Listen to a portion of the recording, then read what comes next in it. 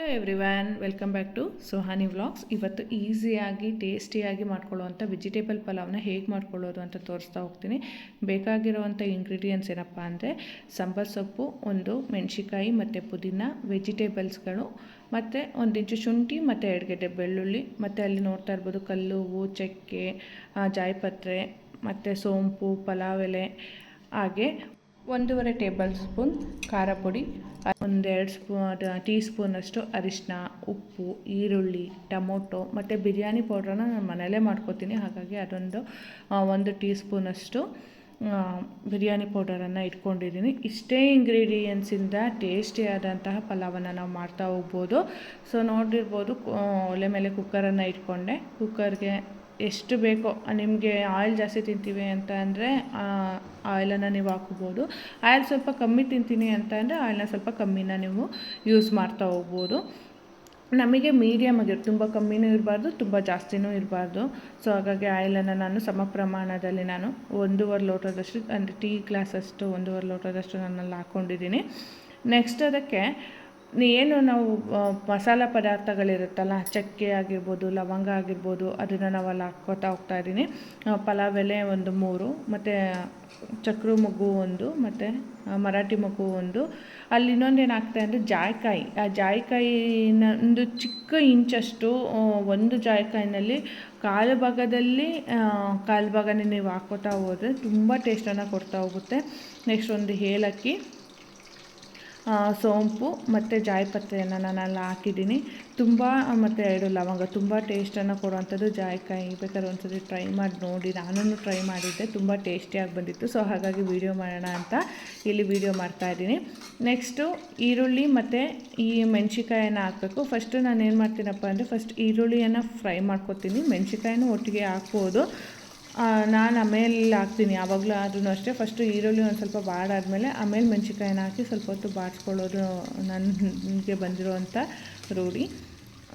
ಅದು ಈರುಳ್ಳಿ ಸ್ವಲ್ಪ ಗೋಲ್ಡನ್ ಶೇಡ್ ಬರೋ ತನಕ ನಾವೇನು ಮಾಡಬೇಕಲ್ಲಿ ಹುರ್ಕೋಬೇಕು. ನೆಕ್ಸ್ಟು ಮೆಣಸಿಕಾಯನ್ನು ಹಾಕ್ಕೊಂಡು ಸ್ವಲ್ಪ ಅದ್ರ ಜೊತೆನೇ ಹುರ್ಕೋತಾ ಹೋಗಬೇಕು. ಆಗ ಸ್ವಲ್ಪ ಬಾಡಿರುತ್ತಲ್ಲ, ಖಾರನ ಸ್ವಲ್ಪ ಚೆನ್ನಾಗಿ ಹಿಡಿಯುತ್ತೆ ಅಂತ ಹೇಳ್ತಾರೆ. ಹಾಗಾಗಿ ಸಪ್ರೇಟಾಗಿ ಈರುಳ್ಳಿ ಹಾಕಿ ಸ್ವಲ್ಪ ಹೊತ್ತು ಆದಾದಮೇಲೆ ಮೆಣಸಿಕಾಯನ್ನು ಹಾಕ್ತೀನಿ.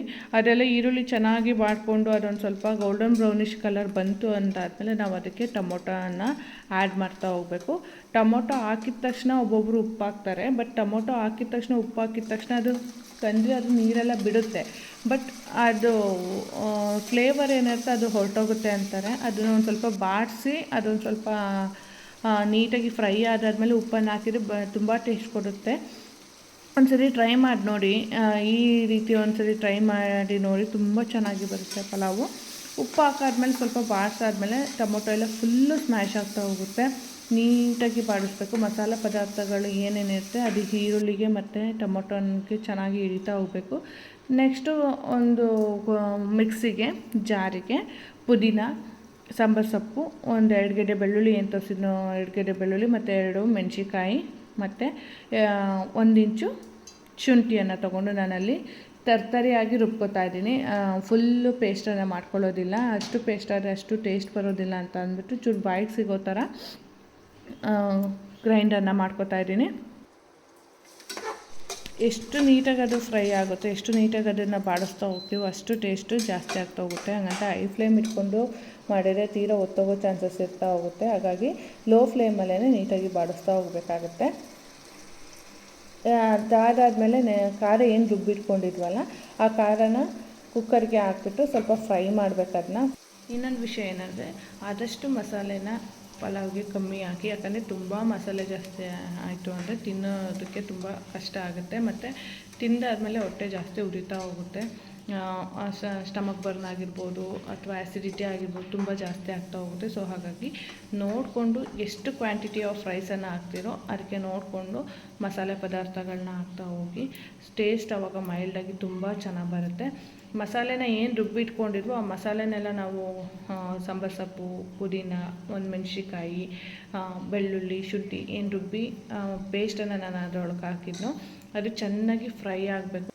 ಫ್ರೈ ಆಗಿ ಎಣ್ಣೆ ಬಿಡುತ್ತೆ. ಅದು ಅಲ್ಲಿ ಎಣ್ಣೆ ಬಿಟ್ಟಿದೆ ನೋಡಿ, ಆ ಥರ ಎಣ್ಣೆ ಬಿಟ್ಟಿದೆ ಅಂತ ಚೆನ್ನಾಗಿ ಫ್ರೈ ಆಗಿದೆ ಅಂತ ಅರ್ಥ. ನೆಕ್ಸ್ಟ್ ಇಲ್ಲಿ ಮಸಾಲೆಗಳನ್ನ ನಾನು ಆ್ಯಡ್ ಮಾಡ್ತಾಯಿದ್ದೀನಿ. ಸೊ ಫಸ್ಟ್ ಹಾಕಿದ್ದು 1 ಟೀ ಸ್ಪೂನಷ್ಟು ಬಿರಿಯಾನಿ ಪೌಡರು, ನೆಕ್ಸ್ಟು 1.5 ಟೇಬಲ್ ಸ್ಪೂನಷ್ಟು ಖಾರ ಪುಡಿ, ಅದೇ ಕ್ವಾಂಟಿಟಿಯಲ್ಲಿ ಸಾಂಬಾರು ಪುಡಿನೂ ಸಹ ನಾನು ತೊಗೊಂಡಿದ್ದೀನಿ. ನೆಕ್ಸ್ಟು ಅರಿಶಿನ ಆ್ಯಡ್ ಮಾಡ್ತೀನಿ. ಇದೆಲ್ಲ ಆದಾದಮೇಲೆ ಸ್ವಲ್ಪ ತಳ ಹಿಡಿದಂಗೆ ಆ ಮಸಾಲೆಗಳನ್ನಾಗಿರ್ಬೋದು, ವೆಜಿಟೇಬಲ್ಸ್ಗಳನ್ನಾಗಿರ್ಬೋದು ಸ್ವಲ್ಪ ಫ್ರೈ ಮಾಡ್ಕೊತಾ ಹೋಗಬೇಕಾಗತ್ತೆ. ಆ ಫ್ರೈ ಮಾಡ್ತಾನೆ ನಿಮಗೆ ಫ್ರೇಗ್ರೆನ್ಸ್ ಅನ್ನೋದು ಬರ್ತಾವೆ. ಪಲಾವ್ ಏನು ಮಾಡ್ತೀವೋ ಆ ಫ್ರೇಗ್ರೆನ್ಸು ತುಂಬ ಚೆನ್ನಾಗಿ ಬರ್ತಾ ಹೋಗುತ್ತೆ. ಮನೆ ತುಂಬ ಫ್ರೇಗ್ರೆನ್ಸ್ಗಳು ಸುತ್ತುವರಿತಾ ಹೋಗುತ್ತೆ. ಸಖತ್ತು ಚೆನ್ನಾಗಿರುತ್ತೆ. ಒಂದು ಸತಿ ಟ್ರೈ ಮಾಡಿ ನೋಡಿ. ನೆಕ್ಸ್ಟ್ ಅದನ್ನೆಲ್ಲ ಫ್ರೈ ಮಾಡ್ಕೊಂಡಾದ್ಮೇಲೆ ನೀರನ್ನು ಹಾಕಬೇಕು. ಯಾವ ಗ್ಲಾಸ್ನಲ್ಲಿ ನೀವು ರೈಸನ್ನು ತೊಗೊಂಡಿರ್ತೀರೋ ಅದೇ ಗ್ಲಾಸಲ್ಲಿ ಎಷ್ಟು ಕ್ವಾಂಟಿಟಿಯಲ್ಲಿ ರೈಸನ್ನು ತೊಗೊಂಡಿರ್ತೀರೋ ಅಷ್ಟೇ ಕ್ವಾಂಟಿಟಿಯಲ್ಲಿ ವಾಟರನ್ನು ನೀವು ಆ್ಯಡ್ ಮಾಡಿ. ನಾನಿಲ್ಲಿ ಮಾಡ್ತಿರೋದು 2.5 ಗ್ಲಾಸ್ ಅಷ್ಟು ರೈಸನ್ನು ತೊಗೊಂಡಿದ್ದೀನಿ. ಸೊ ಹಾಗಾಗಿ 2.5ಇಂದ 3 ಲೋಟದಷ್ಟು ನಾನು ನೀರನ್ನು ಅಲ್ಲಿ ಆ್ಯಡ್ ಮಾಡ್ತೀನಿ. ಒಂದು 1/2 ಲೋಟ ಜಾಸ್ತಿನೇ ಹಾಕ್ತೀನಿ, ಯಾಕಂದರೆ ನಮ್ಮ ಮನೇಲಿ ಸ್ವಲ್ಪ ತುಂಬ ಗಟ್ಟಿಯಾಗಿ ತಿನ್ನಲ್ಲ, ಸ್ವಲ್ಪ ಮೈಲ್ಡಾಗಿ, ಸ್ವಲ್ಪ ಸ್ಮೂತಾಗಿ, ಸ್ವಲ್ಪ ಗಿಂಜಲು ಅಂತೀವಿ ನಮ್ಮ ಮನೆ ಕಡೆ. ಈ ಥರ ರೈಸ್ ಅದೇ ಕನ್ಸಿಸ್ಟೆನ್ಸಿಯಲ್ಲಿ ಬಂತು ಅಂತ ಅಂದರೆ ಡೈಜೆಷನ್ಗೂ ಸಹ ಹೆಲ್ಪ್ ಆಗುತ್ತೆ. ಆ್ಯಸ್ ಇಟ್ ಈಸ್ ಅದನ್ನು ನಾವು ಹೊಟ್ಟೆ ಹಿಡ್ದಂಗೆ ಆಗೋದಾಗಲಿ, ಅಥವಾ ವಾಟರ್ ಕನ್ಸಂಪ್ಷನ್ ಜಾಸ್ತಿ ಮಾಡೋದಾಗಲಿ, ಅಥವಾ ಮಸಾಲೆ ಪದಾರ್ಥದಿಂದ ಆ್ಯಸಿಡಿಟಿ ಆಗಿರ್ಬೋದು, ಗ್ಯಾಸ್ಟ್ರಿಕ್ ಆಗಿರ್ಬೋದು, ಉಳಿತೆಗೆ ಬರೋದಾಗಿರ್ಬೋದು, ಸೊ ಈ ಥರದ್ದು ಯಾವುದೇ ಪ್ರಾಬ್ಲಮ್ಸ್ಗಳಿಂದನೂ ಸಹ ನಾವು ಬಚಾವಾಗ್ಬೋದು ಅಂತಲೇ ಹೇಳ್ಬೋದು. ಯಾವತ್ತೂ ರೈಸನ್ನು ಗಟ್ಟಿಯಾಗಿ ತಿನ್ನೋದ್ರ ಬದಲು ಸ್ವಲ್ಪ ಮೆತ್ತಗೆ ಮಾಡ್ಕೊಂಡು ತಿನ್ನೋದನ್ನು ಅಭ್ಯಾಸ ಮಾಡಿಕೊಂಡ್ರೆ ತುಂಬ ಕಾನ್ಸ್ಟಿಪೇಷನ್ಗಾಗಿರ್ಬೋದು ಅಥವಾ ಮೋಷನ್ಗೆ ಹೋಗೋದಕ್ಕಾಗಿರ್ಬೋದು ತುಂಬ ಈಸಿ ಆಗ್ತಾ ಹೋಗುತ್ತೆ. ನೋಡಿ ಅಲ್ಲಿ ನೀರನ್ನೆಲ್ಲ ನಾನು ಆ್ಯಡ್ ಮಾಡಾದ್ಮೇಲೆ ಅದನ್ನೊಂದು ಸ್ವಲ್ಪ ಕುದೀಲಿ ಅಂತ ಬಿಟ್ಟಿದ್ದೀನಿ. ಯಾವತ್ತೂ ಪಲಾವ್ ಮಾಡಾದ್ಮೇಲೆ ತಕ್ಷಣ ಏನು ಮಾಡಬಾರ್ದು, ಮುಚ್ಚಳನ ಹಾಕ್ಬಾರ್ದು, ಲಿಡ್ಡನ್ನು ಕ್ಲೋಸ್ ಮಾಡಬಾರ್ದು. ಆ ಮಸಾಲೆ ರೈಸಿನ ಜೊತೆಗೆ ಬ್ಲೆಂಡ್ ಆಗಬೇಕು. ಬ್ಲೆಂಡ್ ಆದ್ರೆ ಮಾತ್ರ ತುಂಬ ಚೆನ್ನಾಗಿ ಟೇಸ್ಟ್ ಅನ್ನೋದು ಮತ್ತು ಮಸಾಲ ಪದಾರ್ಥಗಳೆಲ್ಲ ರೈಸಿಗೆ ತುಂಬ ಚೆನ್ನಾಗಿ ಇಟ್ಕೊಳ್ಳುತ್ತೆ. ಹಂಗೂ ಹಾಕ್ಬೋದು. ಕೆಲವೊಬ್ಬರು ಹಾಗೇ ಲಿಡ್ಡನ್ನು ಕ್ಲೋಸ್ ಮಾಡ್ತಾರೆ. ಕ್ಲೋಸ್ ಮಾಡಿದ್ರೆ ಏನಾಗುತ್ತಪ್ಪ ಅಂತ ಅಂದರೆ ಮಸಾಲೆ ಹಿಡಿಯುತ್ತೆ, ಬಟ್ ಮಸಾಲೆನೇ ಒಂದು ಸೈಡ್ ಬಂದಿರುತ್ತೆ ಮತ್ತು ರೈಸೇ ಒಂದು ಸೈಡ್ ಇರುತ್ತೆ. ಮತ್ತು ನಾವೇನು ಮಾಡಬೇಕಾದ್ರೆ ಮಿಕ್ಸಪ್ಪನ್ನು ಮಾಡಬೇಕು. ನೆಕ್ಸ್ಟ್ ಲಿಡ್ಡನ್ನು ಕ್ಲೋಸ್ ಮಾಡಿ 2 ವಿಷಲ್ ಬರೋ ತನಕ ನಾನು ಕೂಗಿಸ್ತೀನಿ. ಈ ರೀತಿಯಾಗಿ ನಮ್ಮ ಮನೆಯಲ್ಲಿ ನಾನು ಪಲಾವನ್ನು ಮಾಡೋದು. ಇಷ್ಟ ಆಗಿದೆ ಲೈಕ್ ಮಾಡಿ, ಕಮೆಂಟ್ ಮಾಡಿ ಮತ್ತು ಶೇರ್ ಮಾಡಿ.